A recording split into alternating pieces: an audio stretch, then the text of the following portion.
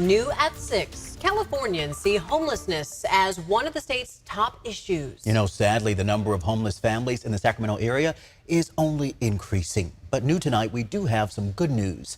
ABC 10's Jeannie Nguyen has a look at what is being done to help, and some are getting results. For 2 years, this family of 6 struggled to find a stable place to live. We felt like we was being punished for something that we didn't do. It started in 2020. After their North Highlands apartment caught on fire, their home was a total loss. I'm shattered at this point because before then, we had just went through a similar situation of homelessness. Both Erica Knight and her husband, Rodney Lewis Sr., were faced with it again, but this time with 4 children. It's heartbreaking with your kids is actually when they're gonna get a place, or when can they get a cooked meal, or or why we can't get a place. How can we explain that to kids? The family bounced between sleeping in their cars and hotel rooms. Embarrassed to see PC us sleeping in our cars, nowhere to use the restroom.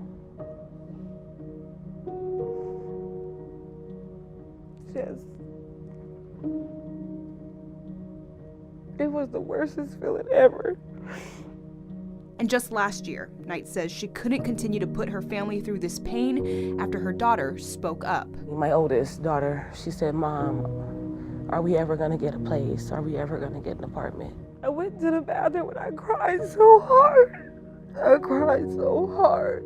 That's when she called the Society of St. Vincent de Paul Holy Spirit Church and asked for help. The church's program is funded through grants, donations, and fundraisers. Through the program, the family was finally able to move into an apartment. Nearly a year later, they're still in that apartment. It's a place, We're not out on the street anymore.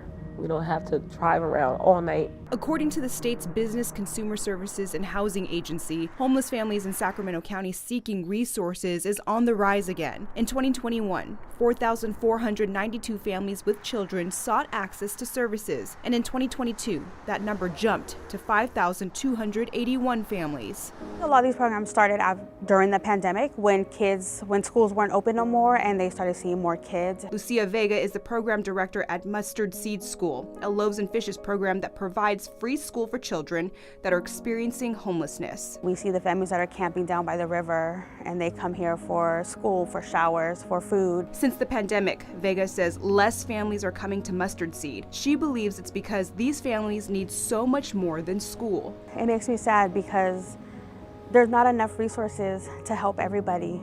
There's not enough shelter beds to put families in shelter. But for Knight and Lewis, they say they no longer want to be another statistic and will continue to do better for their kids. I was just like, look, this is your home. You have a home now. You can stop worrying. You have a home. It just breaks your heart because we know that family is not alone. Knight is now working to become a nurse. And keep in mind, if you need help in the Sacramento area, you can always call 211.